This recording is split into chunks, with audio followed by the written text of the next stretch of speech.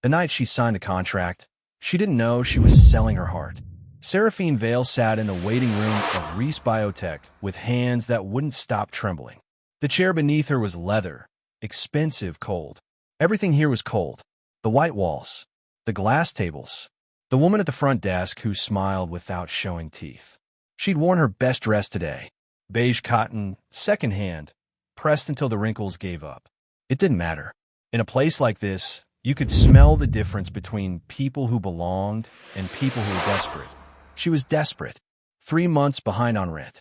Her mother's medical bills still arriving in envelopes she couldn't open.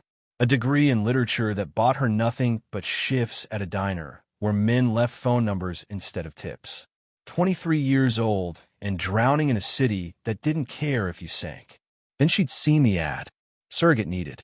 Unique requirements. Compensation life-changing. Hi viewers, kindly tell us where you're watching from and what time it is. Warm welcome to the family. Enjoy the story. The door opened.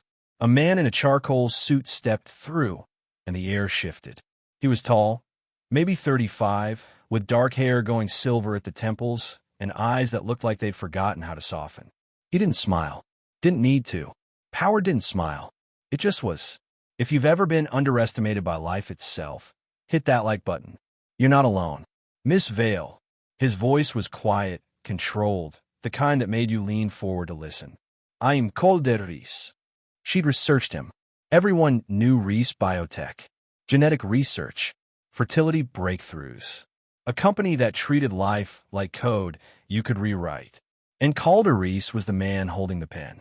He sat across from her, a folder between them. You read the listing. Yes. Her voice came out smaller than she wanted. Then you understand the requirements are unusual. She nodded. Medical verification of virginity. Full genetic screening. 9 months of monitoring. No contact with the biological parents after birth. And payment enough to change everything. Why you, he asked. She looked at him, then really looked. There was something broken behind those calculating eyes. Something that recognized her own fractures. Because I need this, she said. And because I'm the only person in California desperate enough to say yes to something this strange. His jaw tightened. For a second, something flickered across his face. Almost like respect. The process is clinical, he said. Implantation, monitoring, delivery. You'll be compensated at each milestone. You'll sign agreements protecting all parties. This isn't emotional. It's transactional. Transactional. Like buying milk. Like her body was just another asset to leverage. Who's the father? She asked. Anonymous client. Very private. And the mother? His pause lasted too long. No longer in the picture. She should have asked more. Should have pushed. But the folder was open now, and she could see numbers that made her throat close. Numbers that meant her mother could get treatment. Numbers that meant she could breathe. The pen felt heavy in her hand. She thought about purity. How the world had made it her identity without asking permission. How men at the diner assumed she was playing hard to get. How her college roommate had laughed, said she was missing out on life. How that word, virgin, had followed her like a price tag she never wanted. Now someone was actually paying for it. Her hand moved. Signature forming in blue ink. Serafine Elevale. The letters looked like surrender. There's a medical appointment tomorrow, Calder said, closing the folder.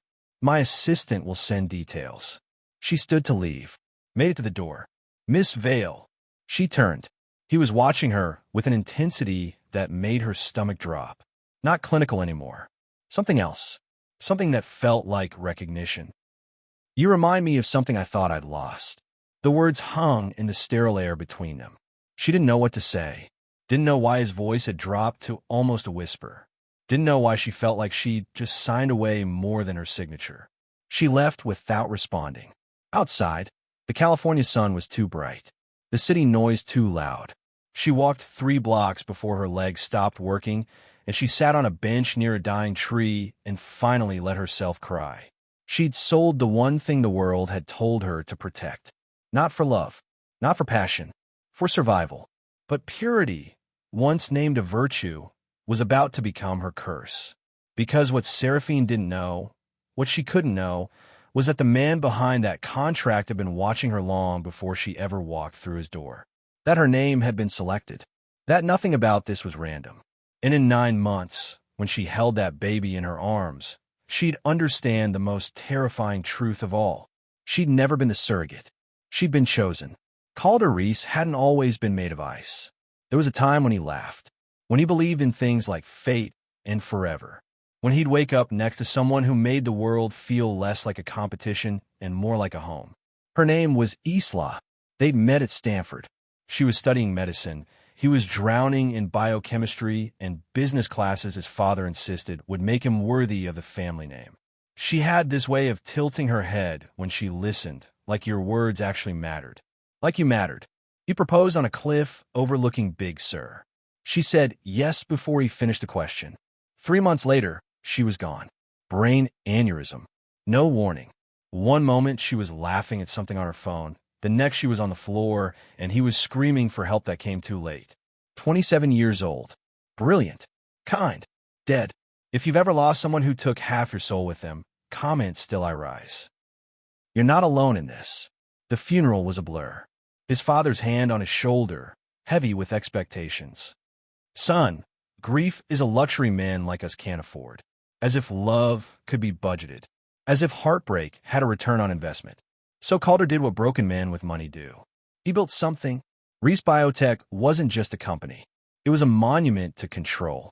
To the idea that if you understood life at its cellular level, you could prevent loss. Predict it. Stop it before it started. He hired the best geneticists. Bought labs across 3 countries. Pioneered techniques that made headlines and enemies. Within 5 years, Reese Biotech was the name whispered in boardrooms and ethics committees alike. But success didn't warm his bed at night. His penthouse overlooked the city, floor-to-ceiling windows that made him feel like he was floating above everyone else's problems. Minimalist furniture. Abstract art his decorator insisted was important. A kitchen he never used. 35th floor, and he'd never felt more underground. His therapist, the one his assistant scheduled because the board is concerned about your public image, asked him once why he'd started the surrogacy program. Legacy, he'd said. Clean. Simple. True enough. What he didn't say, he wanted something of his to survive. Something that wouldn't just disappear. A bloodline that wouldn't end with his frozen heart. The surrogacy program was exclusive. Perfect for men like him who wanted heirs without the mess of emotional entanglement. Science could give him a child. Love had already proven fatal. Then he saw her application. Serafini Vali, 23, literature degree. Worked at a diner. 3 months behind on rent. Mother in hospice care. Medical history clean. Genetic markers exceptional. And one note that made him stop scrolling. Verified virgin. It wasn't the purity that caught him. It was her essay. Most applicants wrote about financial need, about wanting to help others, about viewing surrogacy as a gift. Corporate-approved empathy. Polished lies. Seraphine wrote 3 sentences. I'm doing this because I'm out of options. I don't believe in fate, but I believe in survival. He read it 7 times. Something about her honesty cracked through the numbness. Here was someone else who'd stopped pretending the world was kind. Someone who understood that sometimes you had to sell pieces of yourself just to keep breathing. He told his team to fast-track her application. The day she came in for the interview, he'd planned to have his assistant handle it. Standard procedure. He had a board meeting across town. But when his assistant mentioned she'd arrived early and was sitting very still in the waiting room, staring at her hands, something made him cancel everything. He walked in and saw her. Beige dress. Nervous hands. Eyes that looked like they'd seen too much and were trying hard not to show it.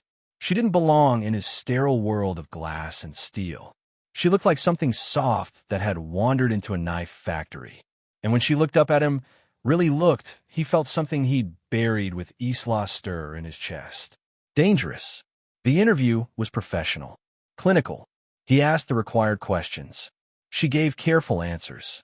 But there were moments, micro-expressions, where he saw past her composure. The way her jaw tightened when he mentioned the payment. The way her eyes went distant when he explained the isolation requirements. The way she almost left twice but didn't. She signed the papers. He watched her signature form, and something in him whispered that he'd just made either the best or worst decision of his life. After she left, his assistant Marcus came in, tablet in hand, concern on his face. "Sir, I prepared the donor matching protocols. We have several options that fit your genetic profile preferences." Calder stood at the window, watching Seraphine's figure disappear into the city crowd far below. "Cancel them," he said quietly. "Sir, use my sample, my genetics. I want this child to be mine." Marcus went very still. "Mr. Reese, that changes the entire dynamic. She signed on for anonymous surrogacy, not. I know what she signed. If she finds out, she won't." He turned, and his voice went cold. "Not until it's too late to matter." Marcus nodded slowly, professionally, but his eyes held a warning Calder chose to ignore. Because the truth Calder wouldn't admit, even to himself, was simple and terrifying. From the moment Seraphine Vale walked through his door, she'd stopped being just a surrogate. She'd become the only person in 3 years who made him feel anything at all. And he just tied her to him for the next 9 months, whether she knew it or not. But one secret in that sterile contract would destroy everything before it even began. He'd chosen her not for her genetics, or her purity, or her desperate need. He'd chosen her because when she looked at him, she saw a man, not a monument. And that terrified him more than any loss ever could. The contract sat on Seraphine's kitchen table like a coiled snake. 23 pages. Legal terminology that twisted her brain into knots. Clauses about medical procedures and privacy agreements and termination conditions that made her stomach hurt. And at the bottom of page 17, a number that could change everything. $300,000. Paid in 3 installments. 100 at successful implantation. 100 at 20 weeks. 100 at delivery. She'd never seen that many zeros attached to her name before. Her apartment was a studio in a building where the elevator worked maybe half the time, and the neighbors fought loud enough to teach her new vocabulary. One room serving as bedroom, living room, office, kitchen. A bathroom where the shower pressure was a suggestion. Rent she couldn't afford for a life she couldn't escape. But $300,000 could buy her mother 6 more months. Maybe a year. Could buy Seraphine a future that didn't involve burning her feet on diner floors while men old enough to be her father asked if she came with a coffee. She picked up the pen again. Put it down. Picked it up. Her roommate Jade had moved out last month, said the energy was too depressing. "You live like you're already dead. Sarah, when's the last time you did something crazy? Something fun." This was crazy, but it wasn't fun. Her phone buzzed. Mom's hospice number. She let it ring out. Couldn't handle the nurse's gentle voice explaining another complication, another treatment they'd need to discuss, another bill that would arrive in a crisp white envelope. The medical appointment was tomorrow, 9 a.m. Reese Biotech Medical Center, West Wing, 4th floor. Wear comfortable clothing. Bring identification. Prepare for a full day of testing. She'd Googled the procedure. In vitro fertilization using donor embryo. Clinical. Sterile. They'd put someone else's future inside her, and she'd carry it for 9 months like borrowed luggage. The weird part, the part that kept her up at night, was the purity requirement. She'd never planned to be a virgin at 23. It wasn't religious. Wasn't some grand moral stance. It just happened. High school boyfriend who moved away. College guys who wanted hookups, not conversation. And after her dad left when she was 16, after watching her mother crumble, something in Seraphine decided that giving yourself to someone required trust she didn't have to spare. Now that choice, that accidental virtue, had a price tag. The world was full of bitter ironies like that. She signed page 1, then page 2. Her hand moved mechanically, signature after signature, initials and boxes that would bind her to a decision she couldn't take back. Page 17. The money page. Her pen hovered. What was she selling, really? 9 months of her body. The stretch marks. The nausea. The strange, intimate invasion of carrying life that wasn't hers to keep.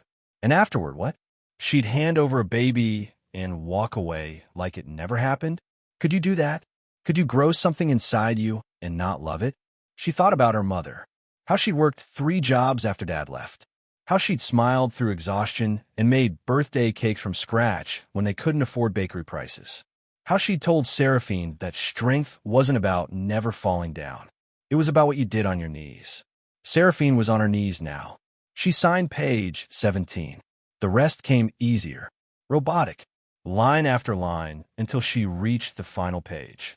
By signing below, I acknowledge that I have read, understood, and agreed to all terms outlined in this gestational surrogacy agreement. I understand that upon birth, I have no parental rights or claims to the resulting child. I agree to confidentiality in perpetuity regarding all parties involved. Her signature looked different on this page. Shaky, like her hand knew something her brain refused to accept.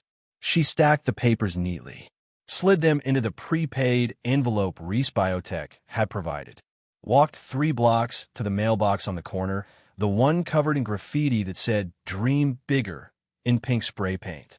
The envelope fell through the slot with a sound like a door closing. She stood there for a long time. Traffic moving past.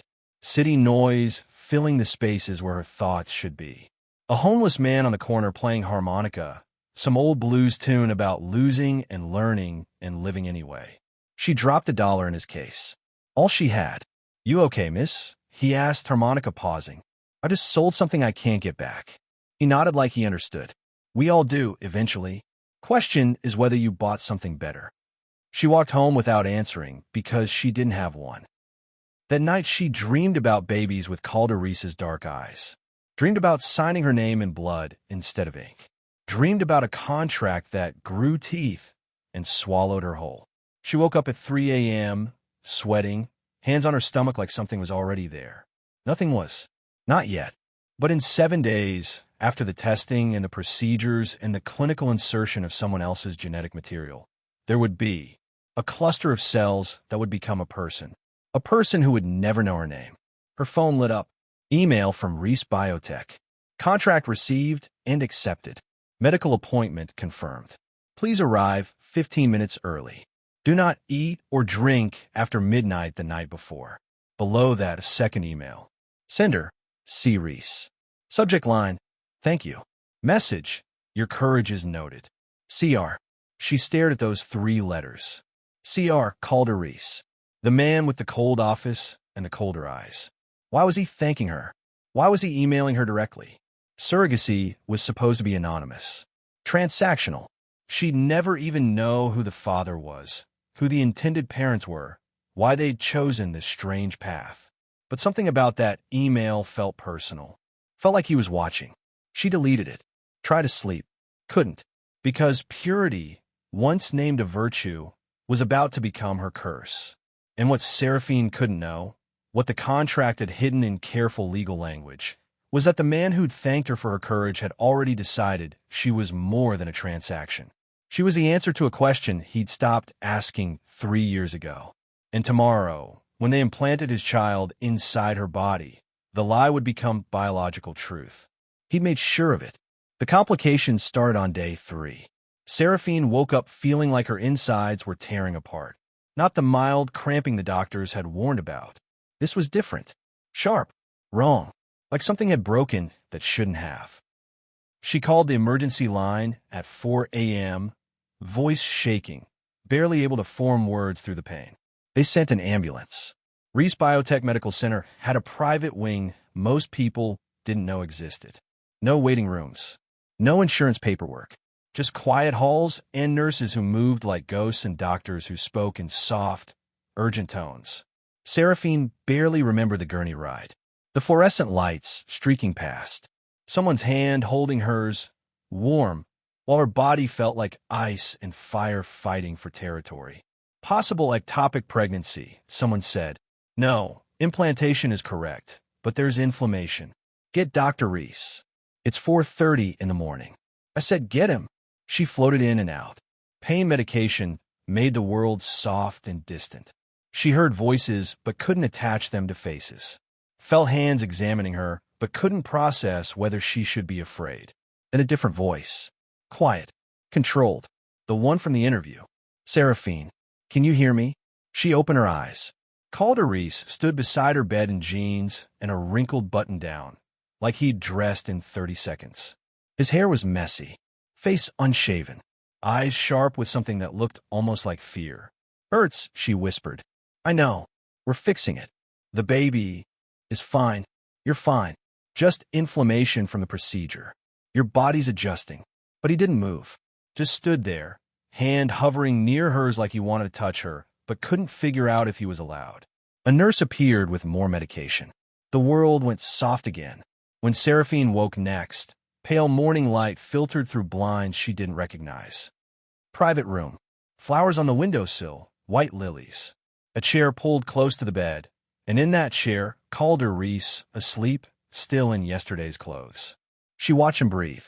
In sleep, the ice melted. He looked younger, tired, human. Why was he here? Surrogacy was transactional. He'd said so himself. Clinical, professional. She was an incubator with legs, not a person who required billionaire bedside vigils. Her movement must have woken him. His eyes opened, found hers immediately. "You're awake. You're still here." Something flickered across his face. "Where else would I be?" "I don't know. Running a company? Doing billionaire things?" This wasn't in the contract. He sat forward, elbows on knees, and for a long moment just looked at her. Really looked, like he was trying to solve an equation that kept changing variables. "The contract," he said slowly, "doesn't cover everything." "What does that mean?" Instead of answering, he stood and poured water from a pitcher into a plastic cup. Brought it to her, helped her sit up enough to drink. His hand steadied hers when it shook. "You scared me," he said quietly.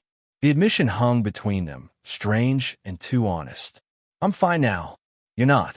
You'll need to stay here for observation. 72 hours minimum." "I can't afford." "It's covered. All of it." That wasn't in the... Seraphine. Her name in his mouth sounded different than it did in her own head. Softer. Stopped thinking about the contract for 5 minutes. She didn't know what to do with that. With him sitting there looking exhausted and worried and nothing like the cold professional who'd hired her. With the flowers that someone had placed deliberately. With the way he'd said her name like it meant something. If you've ever felt seen for the first time, subscribe right now. This story's only beginning. The days blurred together. Medication schedules. Vital checks. Doctors explaining in careful tones that everything was progressing normally now. That her body had just needed time to adjust to the foreign presence. And Calder kept coming back. Not all day. He'd disappear from meetings, calls, whatever billionaires did with their afternoons. But every evening around 7, he'd appear in her doorway with books. Fantasy novels. Poetry collections. Once, a battered copy of East of Eden with his own notes in the margins. "You studied literature," he said when she raised an eyebrow at that one. "How did you?" "Your application." "You read my application?" His jaw tightened. Every word. They didn't talk much at first. He'd sit in the chair and read his own book while she read hers. Parallel Silence. But it wasn't uncomfortable. It was almost peaceful, having another human nearby who didn't expect performance. On the 4th night, she looked up from a paragraph she'd read 3 times without absorbing and found him watching her. "What?" she asked. "You whisper when you read. Did you know that?" She hadn't. Doi. Just certain passages. The ones that hit you. Heat crept up her neck. "That's embarrassing. It's honest." He set his book down. "I like honest." The machines beeped their steady rhythms.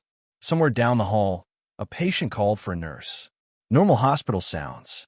But in this room, in the space between their chairs, something shifted. "Why are you really here?" she asked. His pause lasted too long. "I told you. The contract doesn't cover everything." "I know, but you're not required to care. That's the whole point of surrogacy. Clinical distance." "So why?" He stood, walked to the window, looked out at the city lights below. When he spoke, his voice was so quiet she almost missed it. "When I was 12, my mother had a miscarriage. Late term. They tried to save both of them, but complications happened fast. My father made them choose. Save the wife, not the baby." Seraphine's throat tightened. She survived, but something died in her anyway. She spent 3 years in bed, not physically sick, just broken. And my father went back to work the next day like nothing happened. Told me grief was weakness. That men in our family didn't fall apart. He turned, and in the dim room, his eyes looked haunted. I swore I'd never be him. Never treat life like a transaction that either succeeds or fails. His voice dropped. Then I did exactly that. Build a company around it. Hired you to carry my... He stopped, caught himself. But Seraphine heard what he didn't say. To carry your what? His assistant Marcus appeared in the doorway then, tablet glowing. Sir, the board meeting's in 20 minutes. Traffic's heavy. Calder's mask slipped back into place. Professional. Distant. The man made of ice. I need to go, he said. Wait. But he was already leaving, and Marcus was giving her a look she couldn't decode. Warning? Pity? Both? She lay back against pillows that smelled like industrial detergent and tried to make sense of what just happened. Of the story he'd told. Of the words he'd almost said. That night, she couldn't sleep. The medication wore off, and clarity came rushing back with uncomfortable questions. She asked for her phone. Googled Calder Reese. Found articles about his company, his success, his dead fiancée. Found a photo of him in Isla at some charity gala. Her hand on his chest, his eyes on her face, both of them glowing with the kind of happiness that made your stomach hurt to witness. The article was from 4 years ago. She went deeper. Found medical journals citing Reese Biotech's surrogacy innovations. Found forums where people discussed the controversial billionaire who treated genetics like a business opportunity. Found one comment that made her blood go cold. Reese doesn't use surrogates. He creates them. Handpicks every candidate. Wonder what he's really building. She stared at that line until the screen went blurry. Handpicks every candidate. Your courage is noted. CR. You remind me of something I thought I'd lost. Please don't let me go. Wait. She hadn't said that out loud, but the nurses had mentioned it. Said she'd whispered something in her sleep the first night when Calder was there. He'd heard her, and he'd stayed. The door opened quietly. Seraphine expected a nurse. Instead, Calder stood there, still in his suit, tie loosened, looking like he'd driven back from wherever the meeting was. You came back. I shouldn't have left. He moved to the chair, sat down heavily. What I almost said earlier. Don't. Her voice came out sharper than intended. Don't tell me. Not yet. Because I think if you do, everything changes, and I'm not ready for that. He studied her face, then slowly nodded. Okay. They sat in silence. Her hooked to machines. Him, in his expensive suit. Two people pretending a contract could contain what was growing between them. But pretending only worked if both people believed the lie. And in the quiet of that hospital room, with his eyes on her face and her hand resting on a stomach that held his secret, neither of them believed anymore. His assistant's words echoed in Seraphine's head. You're crossing lines, sir. She just didn't know which lines, or how far past them they'd already gone. The balcony was Calder's idea. Seraphine had been cleared for release, but needed another week of observation.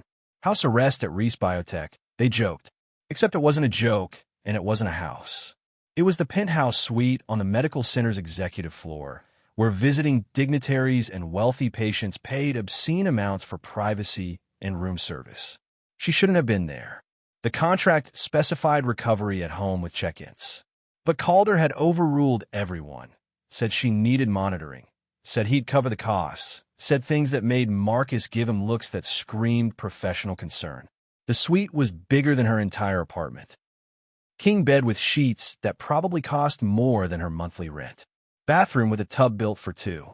Living area with leather couches and abstract art. And a balcony overlooking the city, 15 floors up, where the noise became ambient and the lights looked almost beautiful. She found him there on her 5th night, leaning against the railing, still in work clothes, tie gone, top button undone. October air had bite to it. She should have been cold in just the hospital gown and thin robe they'd given her. She wasn't. He turned when the door opened. Something crossed his face. Surprise. Something else. You should be resting. I've been resting for 5 days. I'm going insane. That's not how pregnancy complications work. Neither is keeping me in a penthouse suite. He almost smiled. Almost. You're right. I should have left you in a standard recovery room with fluorescent lighting and nurses who come in every hour to check your vitals. Yes, that's what normal people get. You're not normal. The words hung there. She crossed to the railing, stood beside him, close enough to feel his warmth but not touching. The city spread out below them like a circuit board. Millions of people living their small, desperate lives. And up here, two people pretending they weren't doing something dangerous. Can I ask you something? She said. You can ask. The fiancé. Isla, did you love her? His knuckles went white on the railing. For a long moment, she thought he wouldn't answer. Then, yes. And when she died, I stopped. 2 words. Entire universes of pain compressed into 8 letters. Stop what? He looked at her then. Really looked. Everything that made me human. The honesty in his voice cracked something in her chest. She'd spent 5 days watching him visit, watching him sit and read and pretend this was normal, watching him slip up and show concern that went beyond professional. And now, hearing him admit what she'd already guessed, made it real in a way that terrified her. The contract, she started. I know. This isn't. I know. We can't. Seraphine. Her name again, soft, breaking all the rules. I know. They stood in silence. City sounds drifted up. Sirens. Traffic. Someone's music from an open window. The world kept spinning while they balanced on the edge of something neither would name. I'm cold, she lied. He didn't hesitate. Shrugged out of his suit jacket and draped it over her shoulders. The silk lining was warm from his body. It smelled like expensive cologne and something underneath that was just him. Better. She nodded, not trusting her voice. His hand lingered on her shoulder. Just a second, maybe 2, then dropped. I should let you sleep. Stay. The word came out before she could stop it. Desperate. Naked. Everything the contract said she wasn't supposed to feel. He went very still. Seraphine.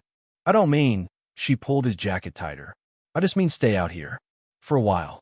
I'm tired of being alone with my thoughts. Something in his expression shifted. Relief?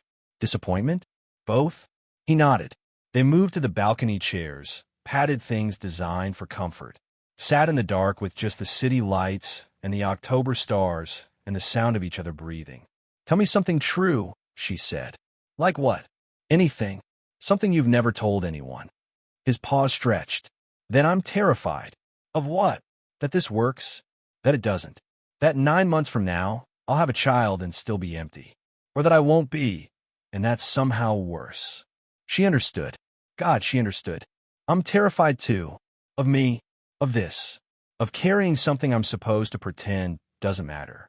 Of the fact that I already, she stopped. Already what? She touched her stomach, barely showing, just a slight curve that could be mistaken for a large meal. Already talked to them. The baby. When I'm alone, tell them about my day. About the books you bring. About the ridiculous city view. Is that insane? No. His voice was rough. That's human. The contract says I'm not supposed to get attached. The contract, he said quietly, is starting to feel like a mistake. Her heart stopped. What? He turned to face her, and in the dim light, he looked wrecked. I hired you to carry a child. Keep it simple, clean, transactional. But every time I walk into your room and you're reading or sleeping or just existing, I remember what it felt like to care about someone. And I don't know if I'm grateful or furious. Called her. You whispered in your sleep that first night. Please don't let me go. And something in me broke. Or fixed. I can't tell which. The air between them felt electric. Dangerous. One move, and everything would ignite. I shouldn't have said that, he continued. Shouldn't be here. Shouldn't have put you in this suite, or brought you books, or memorized which passages make you whisper. But I can't seem to stop. She should have been afraid. Should have called Marcus or a lawyer or someone who could explain why this was wrong. Instead, she heard herself say, Then don't. His eyes locked on hers. Don't what? Stop. The word hung between them like a dare. He stood slowly, moved to the railing, put distance between them that felt like protection. You don't know what you're asking. Maybe I do. You're 23 years old, carrying my... He caught himself again. You're vulnerable. This is complicated. I know, but pretending it isn't doesn't make it less true. He laughed, but it sounded like breaking. You're supposed to be the smart one. The one who reads literature and understands that stories like this don't end well. Maybe I'm tired of being smart. Seraphine. She stood, moved to him, stopped just close enough to feel the heat rolling off him. His jacket still around her shoulders. His scent still in her lungs. Sometimes silence speaks the truth words are too afraid to hold. He looked at her like she'd just solved an impossible equation. You're quoting me. You wrote it in the margins. East of Eden. Page 73. You memorized my notes?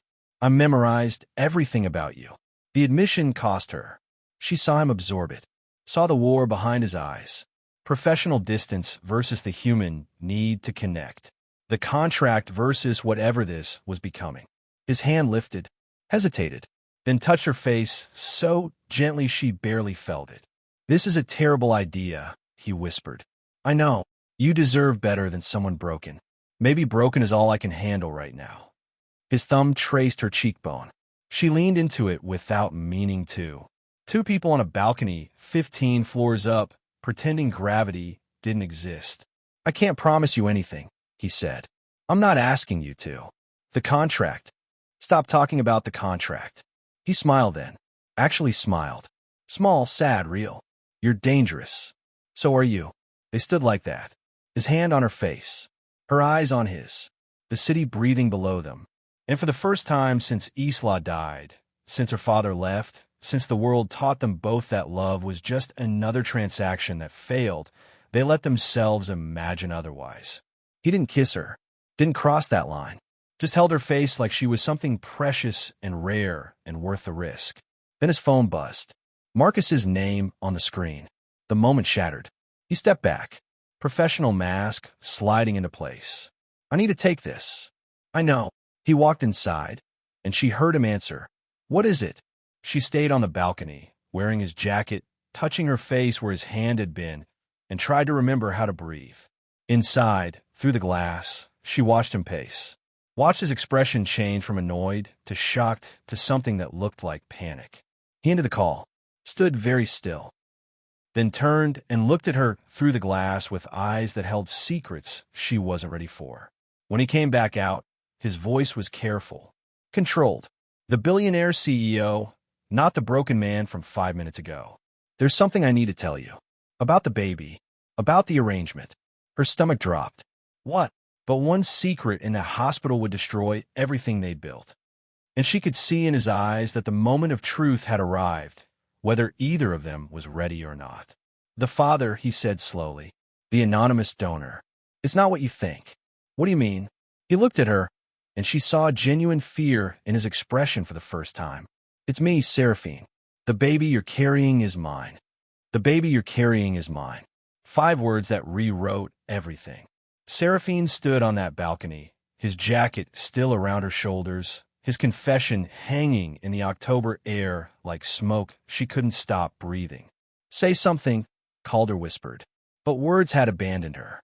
Her brain was trying to process, trying to connect dots that suddenly formed a picture she'd been too blind to see.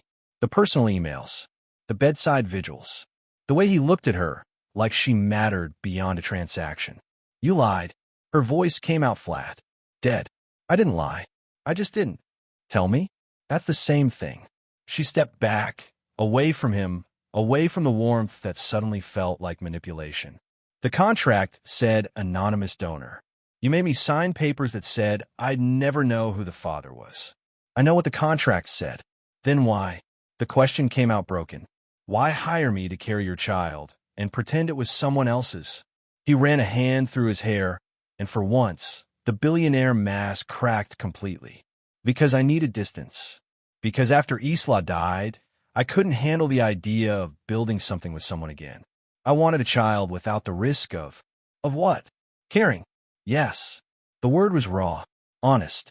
I wanted genetics and legacy without the mess of human connection.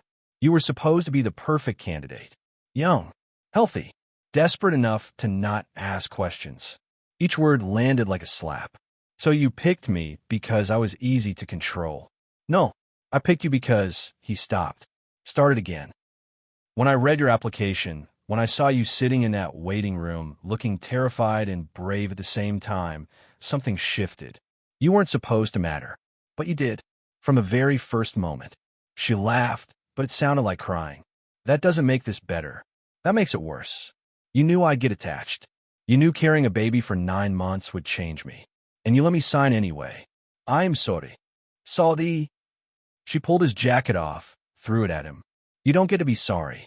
You get to be a liar who used my body because you were too broken to try the normal way. The accusation hung between them. True. Brutal. Fair. If you've ever been lied to by someone you trusted, comment, I rise in silence. You're stronger than you know. He picked up the jacket from where it fell. You're right. About all of it. I used you. Manipulated the situation. Told myself it was business when it stopped being business the moment you walked through my door. When were you going to tell me? After I gave birth? After I handed you the baby and walked away, thinking it belonged to strangers? I don't know. His voice cracked. I kept telling myself I'd find the right time. That I'd explain once you understood. Understood what? That you're a coward. The word hit him like a physical blow. She saw it land. Saw him absorb it. Yes, he said quietly. That's exactly what I am. Tears burned her eyes, but she refused to let them fall. Not in front of him. Not after everything. I want out. What? The contract. I want out. Find another surrogate. Someone who doesn't mind being lied to. Panic flashed across his face. Seraphine, please. Don't. She held up a hand. Don't say my name like it means something. You made sure it didn't. She turned and walked inside, past the expensive furniture and the abstract art and the life she'd never belonged to. Made it to the bedroom before the tears came. Collapsed on that king-size bed and let herself break in a way she hadn't since her father left. The door opened. She didn't turn. I'll have Marcus draw up termination papers, Calder said from the doorway. You'll keep the first payment. I'll cover all medical expenses, and I'll add compensation for emotional distress. Whatever you need. I need you to leave. Silence. Then footsteps. The door closing. The suite going quiet except for her own breathing. She lay there for hours, touching her stomach where life was growing. Life that belonged to the man who'd just admitted he'd orchestrated everything. The desperation that brought her here.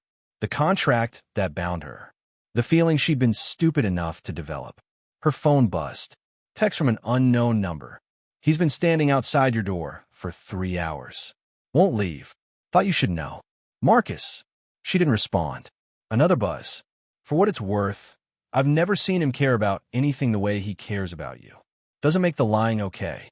Just thought you should know that too. She turned the phone off. Sleep didn't come. Around 3 a.m., she got up, splashed water on her face, and made a decision. She opened the door. Calder was there, sitting against the opposite wall, still in his wrinkled shirt, eyes red, looking like he'd aged 10 years in 6 hours. He looked up. I know you said to leave. You're terrible at following instructions.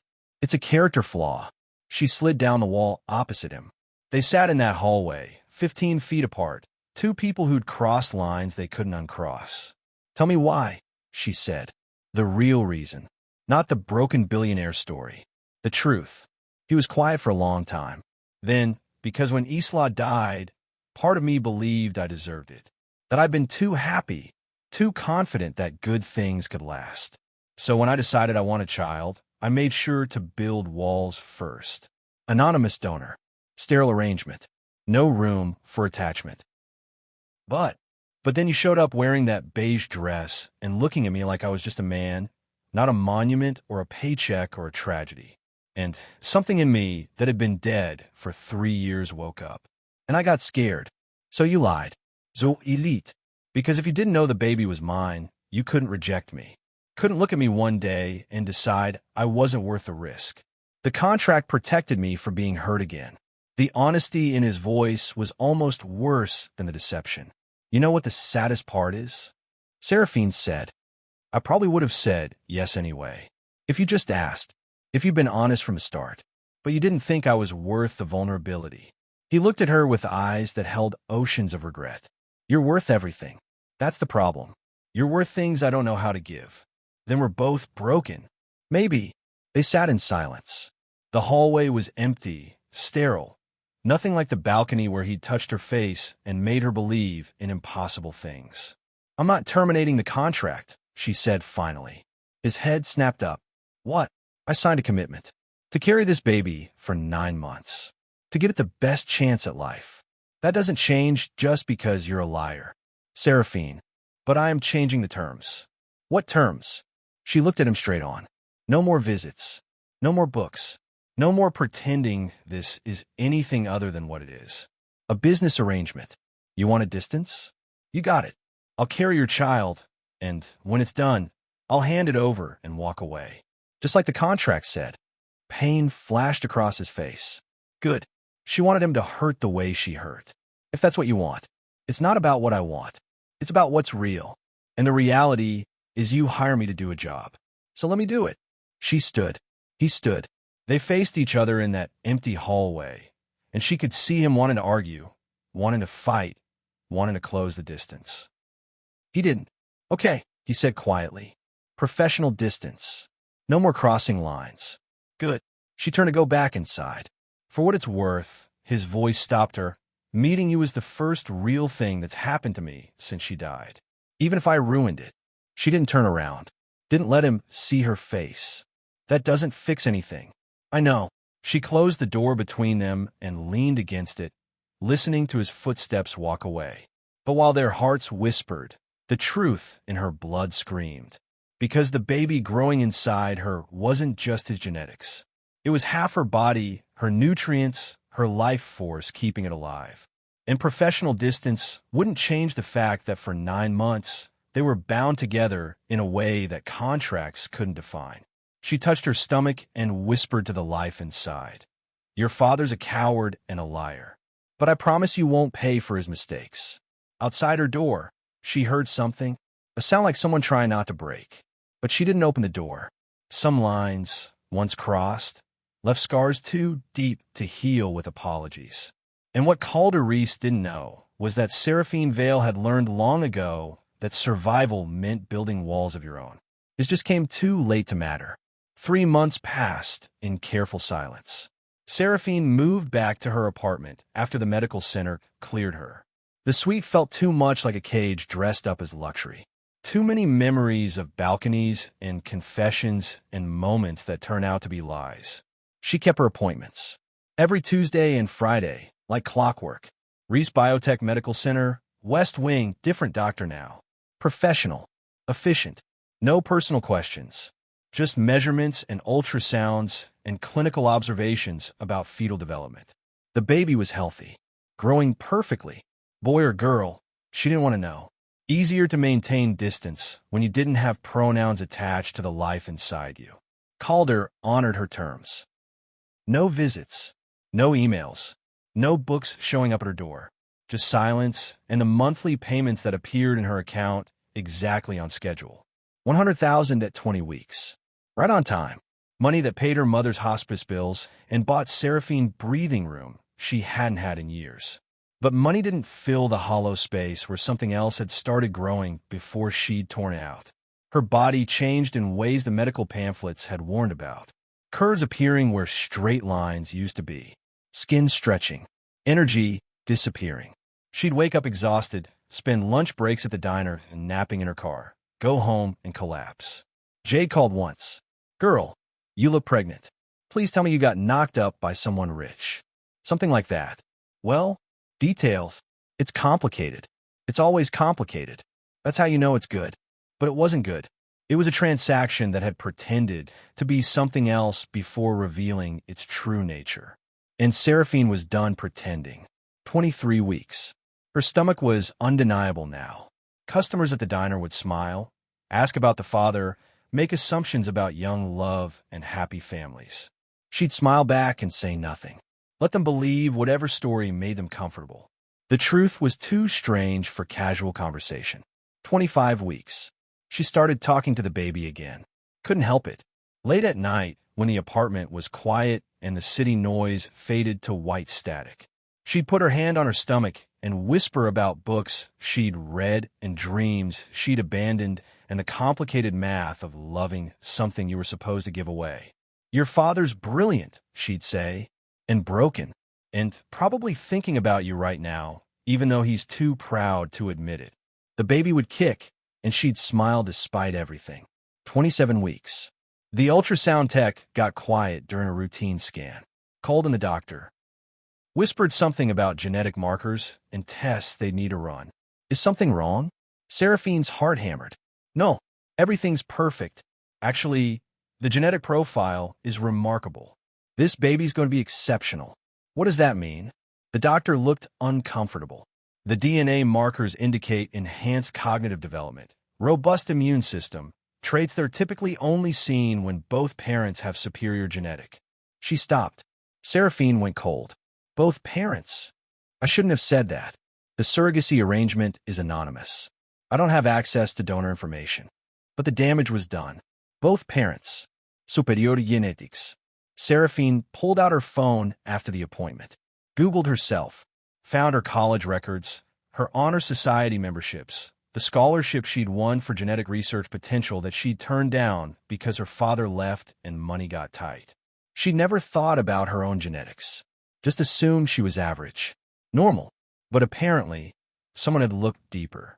Someone had chosen her for more than desperation. If you've ever discovered you were selected for reasons you didn't understand, comment, I was chosen. This story gets darker. She called Marcus. The number was in her discharge papers under emergency contacts.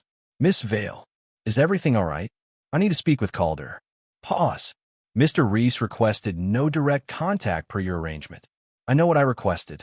Things changed. Tell him I figured it out. Figure what out? He'll know. 30 minutes later, her buzzer rang. She'd been expecting a call back, not a personal visit. She almost didn't answer. But curiosity and anger made a dangerous combination. She opened the door. Calder stood in her hallway looking like he hadn't slept in weeks. Still expensive clothes. Still composed. But something in his eyes was desperate. You shouldn't be here, she said. You called. I called Marcus. Same thing. He looked past her into the apartment he'd never seen. Small. Cramped. Everything his world wasn't. Can I come in? She should have said no. Should have had this conversation through lawyers and mediators and people who specialized in making messes clean. She stepped aside. He entered carefully, like the space might break. Looked around at her secondhand furniture and library books and the life she'd built from nothing. It's not much, she said. It's real. He turned to her, and his eyes went to her stomach. 6 months now. Obvious. Undeniable. You look pregnant? That's generally what happens. I was going to say beautiful. Don't. The word came out sharp. Professional distance, remember? He nodded. Stayed near the door. Safe distance between them. You said you figured it out. The genetic selection. You didn't just pick me because I was desperate. You picked me because my DNA matched yours. Superior cognitive markers. Enhanced traits. This baby isn't random genetics. It's engineered excellence. His jaw tightened. Yes. Did you know, before you hired me, that I was genetically compatible? Yes. The confirmation hurt worse than the discovery. So everything was calculated. The ad requiring purity was just to narrow the pool. You screened hundreds of women and picked the one whose genetics would produce the perfect heir. That's not. Did you or did you not run genetic compatibility tests before you ever met me? His silence was answer enough. She laughed, but it sounded like breaking. I actually thought for a moment, after your confession, that maybe you chose me for me. That somehow my application essay or my face or my desperate courage meant something. But it was just my DNA all along. Seraphine, did you know? Her voice rose. Did you know when you touched my face on that balcony that you'd selected me like breeding stock? When you brought me books and sat by my bedside, were you just monitoring your investment? No. He stepped forward. That's not what. Then what? Explain to me how this is different from every other rich man treating women like incubators. Because I fell in love with you. The words exploded out of him. Raw. Unplanned. True. I chose you for your genetics, yes. I'm not going to lie about that. But I fell in love with you for everything else. Your honesty. Your strength.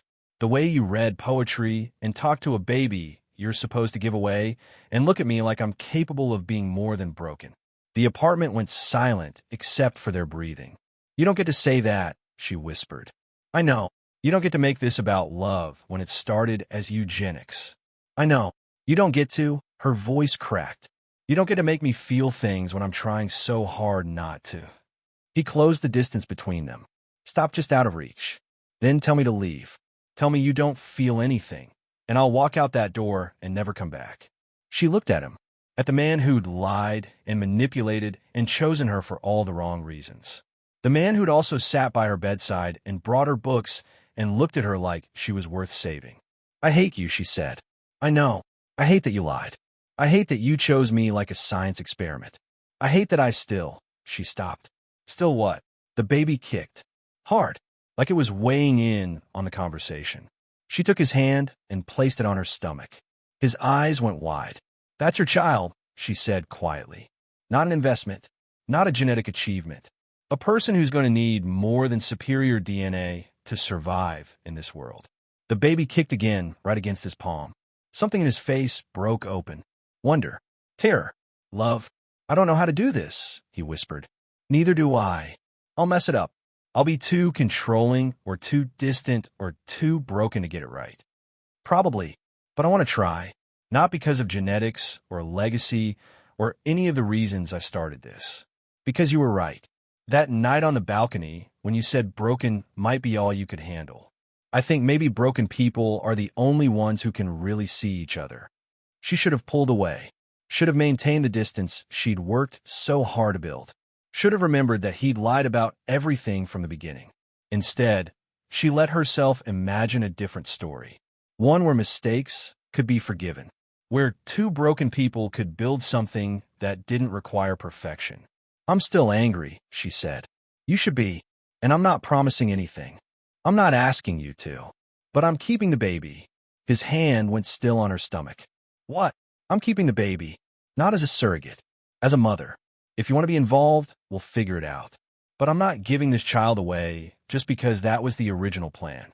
She watched him process. Saw the calculation behind his eyes. The contract that said she had no parental rights. The law that would side with him.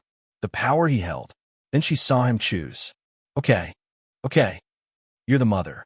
You should be. I'll have Marcus tear up the surrogacy contract and draft a co-parenting agreement. Whatever you want. Just like that. Just like that. She studied his face, looking for the lie.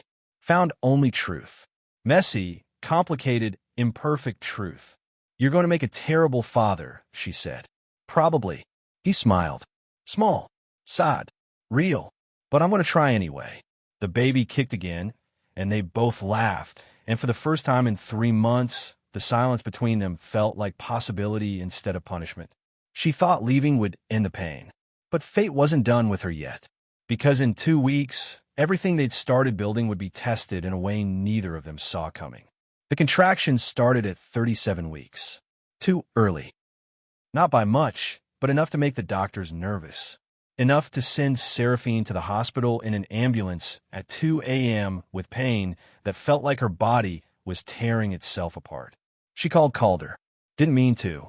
But her fingers moved on their own, muscle memory from months of wanting to reach out and forcing herself not to. He answered on the first ring. Seraphine, baby's coming. I'm on my way. He wasn't there when they wheeled her into delivery. Traffic.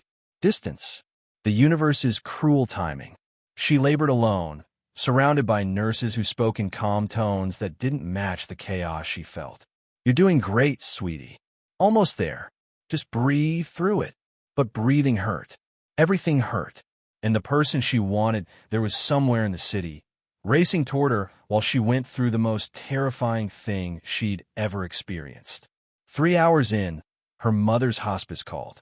They'd been trying to reach her. Emergency. Needed family immediately. I can't, Seraphine sobbed to the nurse. I can't leave. The baby. We'll call them back. Focus on you right now. But how could she focus when her mother was dying and her baby was coming and the two most important people in her life were arriving and leaving at the same time? For hours. The pain became background noise. White static. She floated above it, watching herself labor like she was watching someone else's story. The door opened. Calder, wild-eyed, still in rumpled clothes, looking like he'd run the last mile. I'm here. He took her hand. I'm here. She gripped him so hard she felt his bones. My mom. I know. Marcus is handling it. You focus on this. She's dying. I know. His voice broke. I am sorry. Another contraction. The world went white. She screamed and swore and promised violence to everyone in the room. Calder held her hand through it, letting her crush his fingers, whispering things she couldn't process. Hour 6. The baby was crowning. Nurses moving fast. Doctor giving instructions.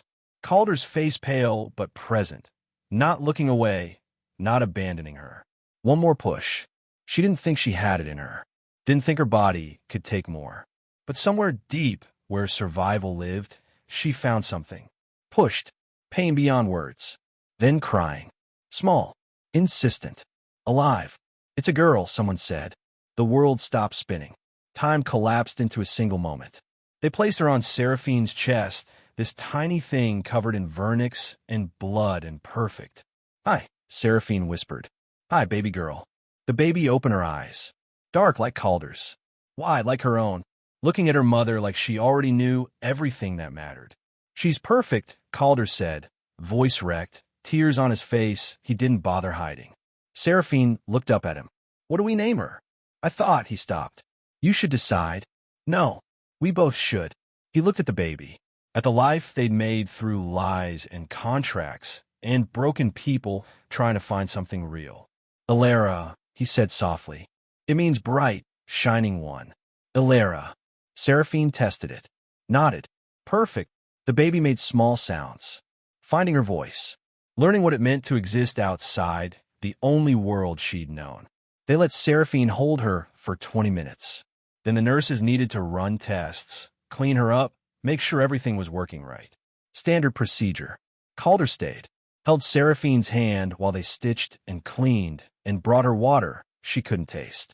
Your mother, he said quietly. I know, Marcus is there, but you should call when you're ready. She nodded, not trusting her voice. Her phone rang. Hospice number. She answered. Miss Vale, I'm so sorry. The nurse's voice was gentle. Your mother passed peacefully about an hour ago. Mr. Reese's assistant was here. She wasn't alone. The words landed like stones. Expected but devastating. Relief and grief tangled together. Thank you, Seraphine whispered. She hung up, looked at Calder. She's gone. He pulled her close, careful of her healing body, and let her cry.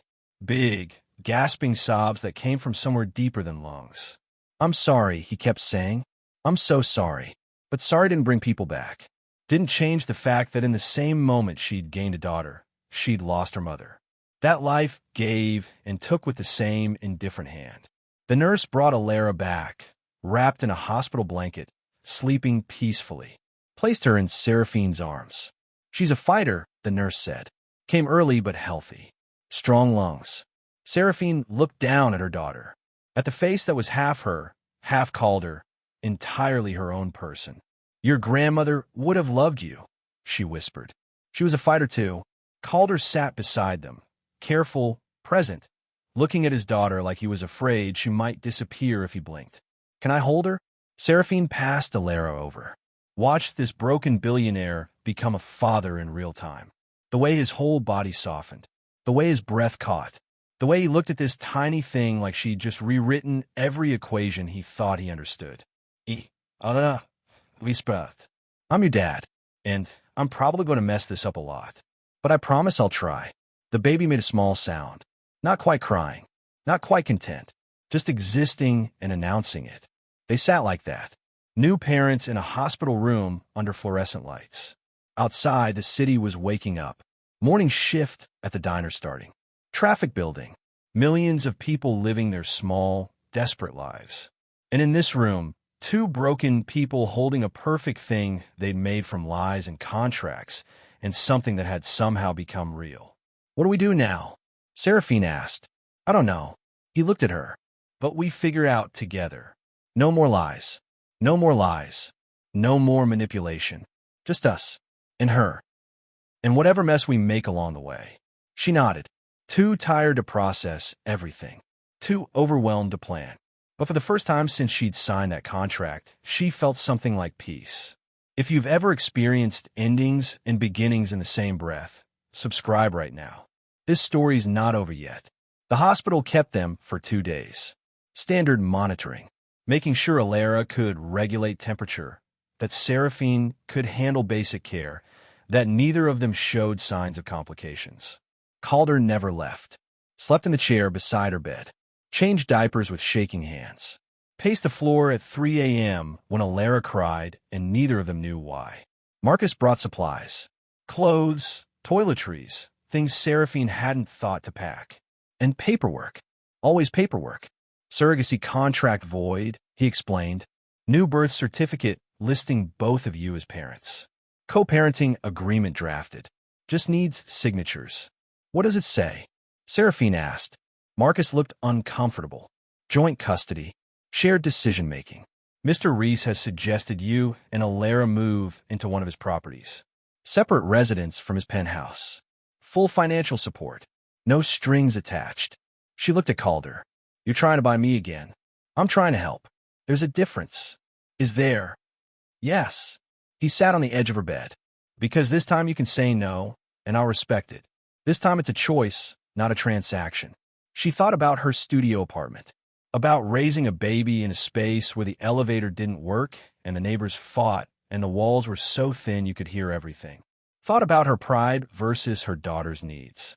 I'll look at the property, she said finally. But I'm not promising anything. That's all I'm asking. They signed the papers. Made it official. Seraphine Vale and Calder Reese, co-parents to Alara Marie Reese Vale. Hyphenated. Equal. Both their names claiming this life they'd made. On discharge day, media vans waited outside. Someone had leaked the story. Billionaire CEO. Secret baby. Surrogacy scandal. Headlines that would follow them forever. I'll have security clear a path, Marcus said. But Seraphine looked at those cameras and made a decision. Let them see. What? Calder looked at her like she'd lost it. Let them see. Because I'm not hiding. And neither is she. She held Alara close. They're going to make up stories anyway. Might as well control what they actually know. So they walked out together. New parents with a newborn. Cameras flashing. Questions shouted. And Seraphine looked straight ahead, chin up, holding her daughter like she was the most precious thing in the world. Because she was. Footsteps approach the clinic door. She turns, and what she sees makes her heart stop in a way that has nothing to do with fear and everything to do with fate finally getting its timing right. Calder found her 2 weeks later. She'd taken him up on the property.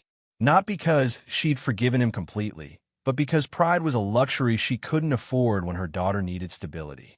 The house was modest by billionaire standards. 3 bedrooms, small yard, neighborhood where kids played on sidewalks and people said hello. Not his world. Close to hers. She'd been managing. Barely. Newborns didn't come with instruction manuals, and Google only helped so much. 2 a.m. feedings. Diaper blowouts. The constant fear that she was doing everything wrong. Calder had been around. Not living there, respecting boundaries, but present. He'd show up in the mornings with coffee. Stay for evening routines. Learn how to change diapers and burp babies and function on 2 hours of sleep. They were building something.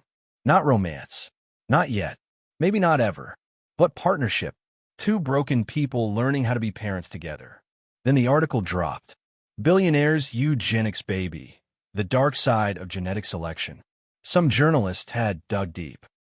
Found the surrogacy program details. The genetic screening requirements. The compatibility testing. Made it sound like Calder was building designer babies for the elite. The public reaction was swift and brutal. Protests outside Reese Biotech. Board members calling for his resignation. Ethics committees launching investigations. His life's work becoming evidence of moral failure. Seraphine read the article 3 times.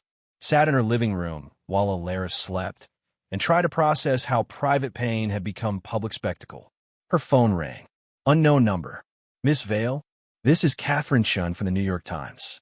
I'd love to get your perspective on Mr. Reese's genetic selection program. Our readers are very interested in the Sigget's experience. She hung up, blocked the number. 3 more calls. Different reporters. Same questions. All wanting her to confirm that she'd been exploited, manipulated, used as breeding stock for a billionaire's perfect heir. And the thing was, parts of it were true. But truth was more complicated than headlines. That evening, Calder didn't show up for his usual visit. She told herself it didn't matter, that he was dealing with his crisis, and she had her own problems. By midnight, when Alara was fed and changed, and finally sleeping, Seraphine couldn't ignore the worry anymore. She called him. No answer. Called Marcus. He's at the office, Marcus said, voice tight. Has been all day. Won't leave. Won't eat. Just sitting in the dark going through old research files. Why? Because they're asking him to shut down the entire genetics program. Everything he built after Isla died. And he's trying to figure out if they're right. If he crossed lines that shouldn't be crossed. She should have let it go. Should have focused on her daughter and let him handle his own demons. They weren't together. Weren't obligated to save each other. But she thought about the man who'd sat by her hospital bed. Who'd held Alara with shaking hands. Who'd chosen to be human when being ruthless would have been easier. She called Jade. Can you watch Alara for a few hours? Girl, it's midnight. I know. Please. Jade showed up 20 minutes later in pajamas and concern. This better be about the baby daddy. It is. Then go. Get your man. But we're having a conversation about this later. He's not my man. Sure he's not. Seraphine drove to Reese Biotech. Security recognized her, waved her through. The building was empty except for cleaning crews and the one light on the top floor. She took the elevator up, walked past Marcus, who just nodded and stepped aside. Calder sat at his desk, surrounded by files and research and the evidence of everything he'd built. He didn't look up when she entered. You shouldn't be here, he said. Probably not. She sat in the chair across from him. But here I am. He finally looked at her. Eyes red. Face haggard. They want to destroy everything. Call it eugenics. Make me the villain in a story about playing God. Are they wrong? The question landed hard. He flinched. I don't know anymore. I thought I was helping people. Preventing genetic diseases. Giving children better chances. But maybe I was just trying to control things I had no right to control. Maybe, she said. Or maybe you're human and made mistakes while trying to solve problems that don't have clean solutions. That's not good enough. It never is. But it's honest. He looked at the files. At his life's work reduced to evidence. I'm going to resign. Shut down the program. Let the board appoint someone less controversial. Is that what you want? It's what's right. Is it? She leaned forward. Or is it just easier than fighting? His jaw tightened. You don't understand. I understand that you made me sign a contract under false pretenses. I understand that you screened my genetics like I was livestock.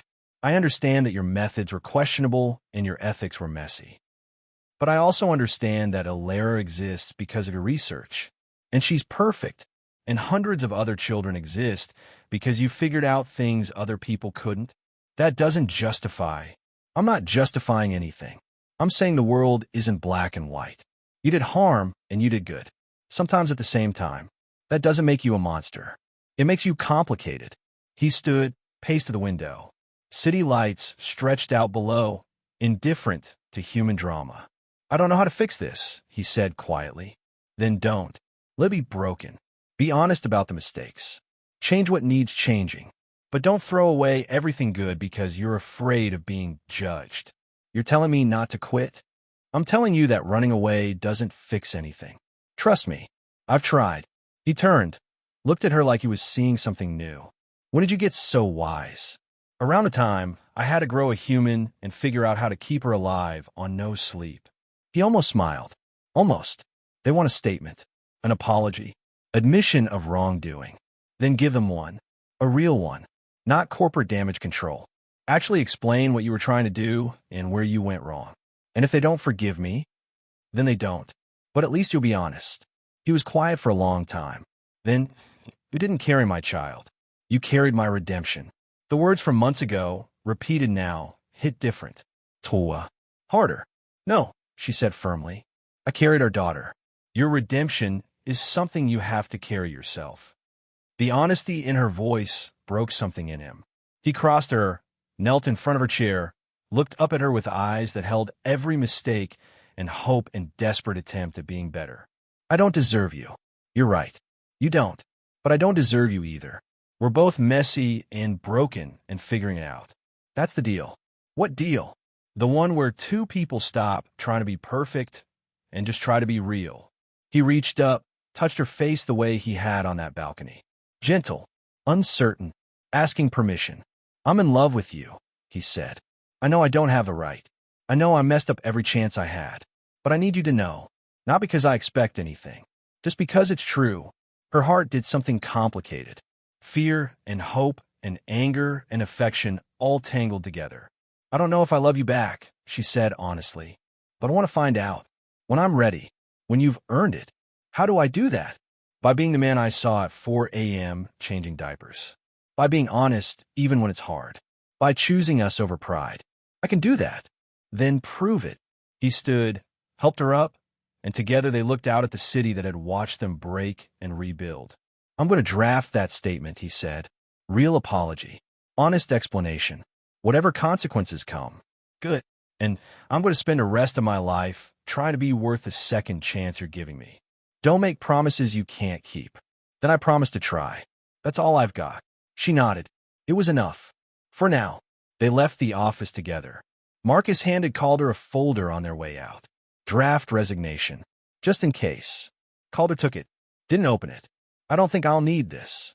No, I'm not running anymore." Marcus smiled. Small. Proud. "About time, sir." They drove back to Seraphine's house in separate cars.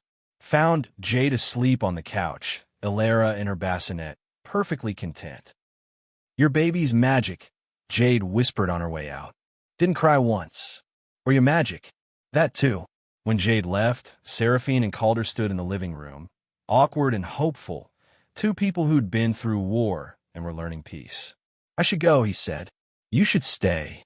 His eyebrows rose. "Stay? Not like that. Just stay. Have breakfast with your daughter. Be here when she wakes up. Stop acting like you're not part of this family." The word family hung between them. New. Fragile. True. "Okay," he whispered. He slept on the couch. She woke him at 6 when Elara demanded breakfast. They fumbled through the morning routine together, coffee and diapers, and the mundane magic of keeping a tiny human alive. The statement went out that afternoon. Calder Reese apologizing for ethical oversights, explaining his methods and motivations without making excuses, announcing new oversight committees and transparency measures, taking responsibility without begging forgiveness. The internet did what it does. Some people accepted it. Some didn't. Protests continued. Board members resigned. Stock prices fluctuated. But slowly, the narrative shifted. Not to hero, just to human. A man who'd made mistakes and was trying to do better. And in a house with a small yard where a baby cooed and two broken people learned partnership, that was enough. Yet her story wasn't over. It was just beginning. Because redemption wasn't a moment. It was a practice. And the man who'd knelt before her would spend years proving he meant every word. But that night, with Elara sleeping between them and the city quiet outside, Seraphine let herself imagine a future where mistakes could be forgiven and love could be earned and two people could build something real from the ashes of lies. And what Calder Reese didn't know yet, what would take him months to understand, was that Seraphine Vale had already forgiven him. She was just making him work for it anyway. Because some lessons required time, not just apologies. And some women understood that quiet strength was more powerful than any revenge. 6 months later, the ocean glowed gold. Seraphine stood on the deck of a coastal house she'd never imagined owning, watching her daughter discover grass for the first time. Elara was sitting now, grabbing fistfuls of green and giggling when it tickled her palms. The house had been Calder's idea. Somewhere away from the city, he'd said, where she can grow up with space and air and things that aren't concrete. She'd argued at first. Too much. Too generous. Another attempt to buy his way into her good graces. But when she saw it, simple and beautiful and overlooking the Pacific, something in her chest loosened. "It's not a gift," he'd said quickly. "It's in Elara's name. Trust fund. You're just the resident guardian who happens to have ocean views. You're impossible. I'm learning." And he was. Slowly. Imperfectly. But genuinely. The past 6 months had been a study in patience. Calder splitting time between the city and the coast. Board meetings and diaper changes. rebuilding his company's reputation while learning how to be a father. He'd installed oversight committees, hired ethicists, made the genetic program transparent, lost investors who wanted the old way, gained respect from people who mattered more. And every weekend, he'd show up with groceries and good intentions and a willingness to fail at basic parenting tasks until he got them right. Seraphine watched him now, suit jacket abandoned somewhere inside, dress shirt rolled to his elbows, crawling on the grass with their daughter, making ridiculous faces, laughing when Alara grabbed his nose. "You're staring," Jade said from the deck chair beside her. She'd driven up for the weekend, claimed she needed to escape the city. Really, she just wanted to witness what she called the slowest burn romance in history. "I'm observing. You're falling. I fell months ago. I'm just deciding what to do about it." "Girl, the man bought you a house.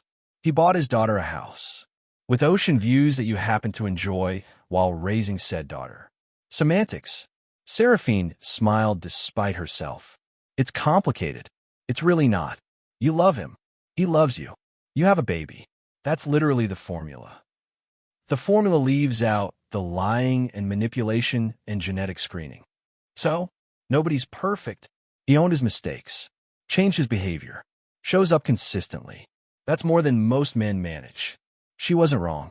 Calder had proven himself in the quiet ways that mattered. 2 a.m. feedings, doctor's appointments. The day Alara got sick and he'd held her while she screamed, whispering promises that everything would be okay. The way he looked at Seraphine like she was the answer to questions he'd stopped asking. Once unseen, now unforgettable. Once used, now untouchable. The mantra had become true without her forcing it. She'd walked away from being a transaction and become a woman who knew her worth, who could choose love without needing it, who could forgive without forgetting. Alara squealed. Calder looked up, caught Seraphine watching, smiled that small smile he'd developed. Not the billionaire mask, just him, real and present and trying. "Come here," he called. She walked across the grass, bare feet on earth that felt nothing like city concrete. Sat down beside them. Alara immediately crawled into her lap, sticky hands and grass-stained clothes and perfect. "She's getting strong," Calder said. "Won't be long before she's walking. Don't rush it. I'm not ready." "For what?" "For her to grow up. For time to keep moving. For this to change." He looked at her seriously. "What if it changes into something better? What if it doesn't? Then we figure it out. Together. Like we've been doing." Alara babbled something that might have been mama or might have been random syllables. Either way, it made them both smile. "I'm scared," Seraphine admitted. "Of what?" "Of believing this is real. Of trusting that you won't wake up one day and realize you've outgrown us. That we're too complicated or too ordinary or too much work." He shifted, turned to face her fully. "Can I tell you something? Always. After Isla died, I thought happiness was something that happened to other people. That I'd had my chance and lost it, and that was that. I built a company to fill the space where my heart used to be. Convinced myself that control was better than connection." He reached out, touched Alara's tiny hand.